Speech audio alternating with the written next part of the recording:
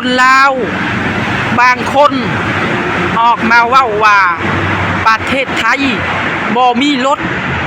บ่มีสะพานลอยบ่มีทางด่วน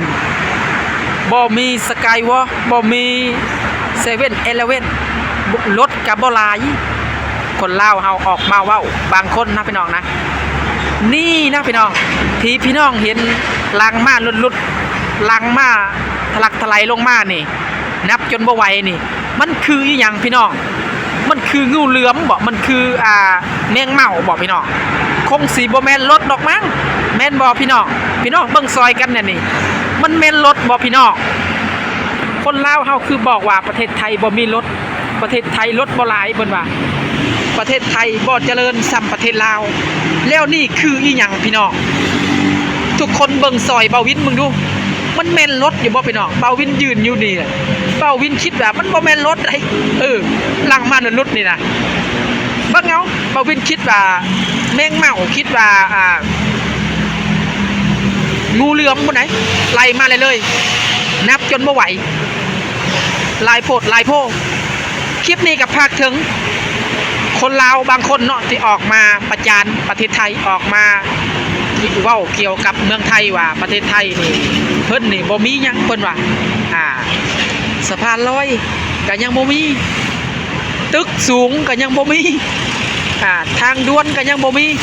แล้วเบาวินทายให้พี่น้องเบิ่งเดี๋ยวนี้น่ะมันคืออีหยังพี่น้องมันบ่แม่นทางด่วนบ่มันบ่แม่นเส้นทางรถไฟฟ้าบ่ข้างเทิงนั่นก็สิเป็นถนนรถไฟฟ้าไต่รางรถไฟฟ้าแล่นความสูงเบิ่งเอาพี่น้องแล้วนั่นทางล่างทางที่2นั่นเส้นที่2นั่นสีขาวนั่นก็เป็นทางด่วนรถสัญจรหรือว่ารถประชาชนรถยนต์สัญจรไปมานี่แหละทางด่วนประเทศไทยนี่แหละถนนประเทศไทยเบิ่งเอาความเป็นจริงมาถ่ายความเป็นจริงบ่ได้เว้าได้ปากนะพี่น้องเบาวินเห็นกับตาแล้วเบาวินถ่ายให้คนลาวเฮาได้เบิ่งน้ำกันบางคนเนาะออกมาเว้าให้ประเทศไทยนี่เสื่อมเสียเฮ็ดให้ประเทศนี่แตกแยกเว้านั่นเว้านี่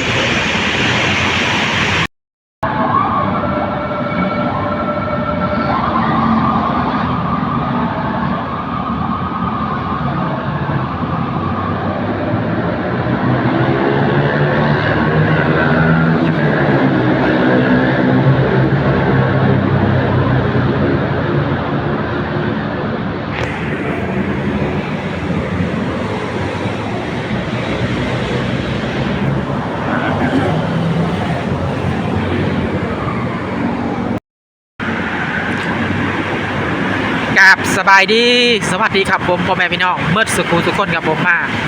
พ่อก็วินเบาเล่าคนเก่าคนเดิมอีกแล้วพี่น้องทักทายสบายดีลูกปานาอาอยู่ต่างประเทศหรือว่าอยู่ฝั่งไทยฝั่งลาวเนาะพี่น้องเนาะ ตอนนี้เบาวินยืนอยู่บนทางด่วนหรือว่าสะพานลอยพี่น้องเบาวินมาถ่ายทางด่วนมาถ่ายทางรถไฟฟ้าของเมืองไทยมาถ่ายถนนรถยนต์นะพี่น้องถนน3เส้นพี่น้องหลายแยกเกินนะพี่น้องนะ5แยก6แยกพี่น้องจุดนี้เบาวินยืนอยู่ทางเทิงก็จะเป็นรถไฟฟ้านะพี่น้องนะที่พี่น้องเห็นอยู่จะเป็นรถไฟฟ้าเส้นทางรถไฟฟ้าชั้นที่2จะเป็นทางด่วนหรือว่าถนนรถยนต์เนาะพี่น้องตอนนี้กับเวลา10 โมงเช้าเนาะพี่น้องรถกำลังมาเบาวินมาถ่ายความเป็นจริงอยากพากคลิปนี้ไปถึงคนลาวมนุษย์ธรรมบางคนนะพี่น้องออกมาเว้าประเทศไทยว่าประเทศไทยบ่มีอีหยังเพิ่นว่าประเทศไทยบ่ก้าวหน้าประเทศไทยบ่เจริญเบาวินเห็นคลิปแล้วเบาวินเห็นเพิ่นเว้าแล้วเบาวินก็เลยมันแม่นแท้บ่หนุ่มลาวคนนี้เว้าหั่นนะจากปากคนลาวบางคนเฮาเว้าหั่นนะ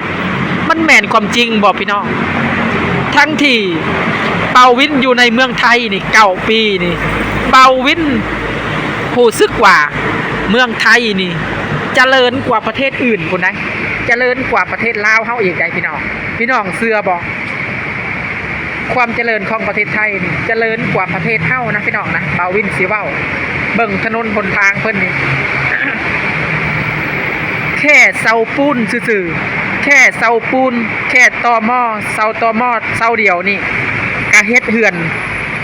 นเฮานี่ได้ตั้งหลายหลังได้ตั้งหลายห้องได้ตั้งหลายชั้นนะพี่น้องเบาวินสิเว้าให้ฟังแค่ตอหม้อแค่เสาปูนเสาเดียวของประเทศเพิ่นนี่มันก็เหลือเผื่อแล้วความเจริญนี่พี่น้องรถไฟฟ้าเห็นบ่พี่น้องเห็นบ่รถไฟฟ้ากาสิแลนทางเทิงสั้นที่2ก็จะเป็นรถยนต์รถเครื่องสั้นที่3ก็จะเป็นรถอีกพี่น้องถนนใหญ่ถนนหลักของพี่น้องคนไทยไปใส่งาน เบิ่งซอยกันพี่น้องมันแม่นความจริงบ่คนลาวเฮาออกมาเว้าหั่นนะถ้าบ่แม่นความจริงแล้วบ่ต้องเว้าเด้อเว้าไปมันก็อายบ้านเพิ่นเมืองเพิ่นประเทศเพิ่นนี่เจริญกว่าประเทศเฮานี่คนไทยเพิ่นยังบ่ขี้โม้คนไทยเพิ่นยังบ่ออกมาเว้าว่าประเทศเพิ่นนี่มีทุกอย่าง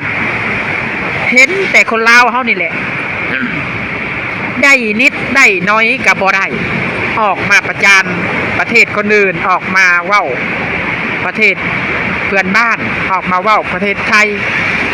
ค่อยถามเนี่ยเจ้ามีตาเบิงอยู่บ่ตอนเจ้าสิเว้ายังน่ะเจ้ามีตาเบิงอยู่บ่เจ้าสายตาเจ้าดีอยู่บ่ค่อยถามเนี่ยถ้าหากว่าสายตาเจ้าดีนะเจ้ามืนตาเบิ่งมึงดูนี่ทางรถไฟฟ้าทางด่วนทางรถถนนหลักของประเทศไทยเจ้ามืนตาเบิ่งดูมันแม่นอยู่บ่ที่เจ้าเว้าออกมานะคันมันบ่แม่นเจ้าก็บ่ต้องเว้าคันเจ้าบ่เคยเห็นประเทศไทยเจ้าก็บ่ต้องเว้าเข้าใจบ่เจ้าบ่ต้องออกมาเว้าเฮ็ดให้ประเทศเพิ่นนี่เสียหายเข้าใจบ่เจ้าอย่าคิดว่าประเทศไทยบ่พัฒนาคือเจ้าคิดผิดแล้วประเทศไทยบ่มีรถเจ้าคิดผิดแล้วผิดแต่เจ้าเว้าแล้วเมืองไทยนี่รถจักรล้านคันรถจักร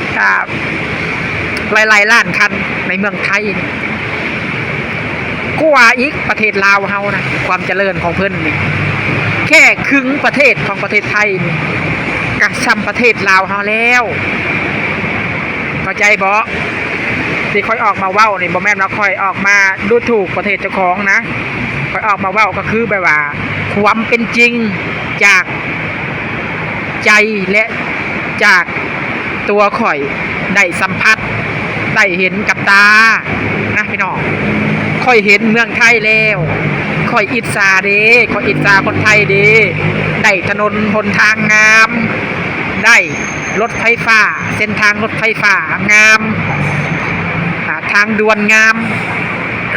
ค่อยเบิ่งแล้วค่อยก็ปลื้มเลยพี่น้องดีใจเลยดี ดีใจย้อนแทนคนไทยนำคนไทยเพิ่นนี่ได้ทุกสิ่งทุกอย่างเลยแต่ว่าเพิ่นนี่บ่ขี้โม้เพิ่นนี่บ่อวดเด้คนลาวเฮาบางคนนี่มักอวดขนาดขี้แขวเว้าง่ายๆจ้ะขี้แขวโซกามดากเก่งกามดากคนลาวบางคนอีหลีเบิ่งเอานี่จักเจริญจักบ่เจริญค่อยให้เจ้าเบิ่งกับตานี่เขาสิยืนถ่ายให้เจ้าเบิ่งนี่ให้เจ้าสัมผัสของตัวเจ้าเองนี่เบิ่งเอาคันเว้าแล้วโอ้ยเบาวินห่วยประเทศไทยเกินไปค่อยบ่ได้อวยค่อยบ่ได้เว้าค่อยบ่ได้เว้าแต่ปากค่อยเห็นความจริงค่อยถึงเว้าค่อยถึงกล้าเว้าเข้าใจบ่ถ้าค่อยบ่เห็นความจริงค่อยสิบ่เว้าค่อยสิบ่เว้าให้ประเทศคนอื่นมันจะเสียหายเข้าใจบ่นี่ค่อยได้เห็นกับตาค่อยก็เลยถึงออกมาเว้าค่อยก็เลยกล้าเว้าเข้าใจบ่พี่น้องคลิปนี้ทุกคนเบิ่งแล้วกับผากส่งให้ มนุษย์ธรรมคนลาวบางกลุ่มหรือว่าบางคนเนาะที่ยังบ่เคยเห็นประเทศไทยและเมืองไทยให้มาเบิ่งคลิปเบาวินนี่ว่าสิ่งที่เบาวินว่าออกมามันแม่นความจริงบ่มันได้แท้บ่หนะพี่น้องประเทศไทยมีแท้บ่พัฒนาแท้บ่ให้เบิ่งในคลิปนี้เบาวินบ่อยากอธิบายหลายคันเว้าหลายกะสิเกียดสิสั่งเบาวินอีกเบาวินก็สิให้เบิ่งซื่อๆเบิ่งพี่น้องเบิ่งแล้วคอมเมนต์เข้ามาออกความคิดเห็นซอยกัดว่าประเทศไทยเป็นจังไดคือกันบ่กับประเทศลาวให้เบิ่งจบแล้วกับภาคทุกคนนี่กดไลค์กดแชร์กดติดตามกดกระดิ่งเป็นการแจ้งเตือนให้วินเบาเล่าเนี่ยเด้อเพื่อว่ามือหน้าเบาวินได้เฮ็ดคลิปอีกมาถ่ายคลิปให้พ่อแม่พี่น้อง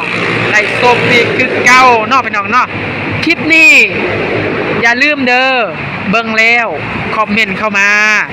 ถ้าหากว่าเบาวินเว้ายังผิดเบาวินต้องกราบขอโทษและขออภัยพี่น้องคนลาวและพี่น้องคนไทยเบาวินเว้ากะจากปากเว้าไปตามความจริงจากที่เบาวินได้เห็นนะก็โอเคเนาะพี่น้องเนาะคลิปนี้ก็ขอจบคำว่าสบายดีและสวัสดีครับ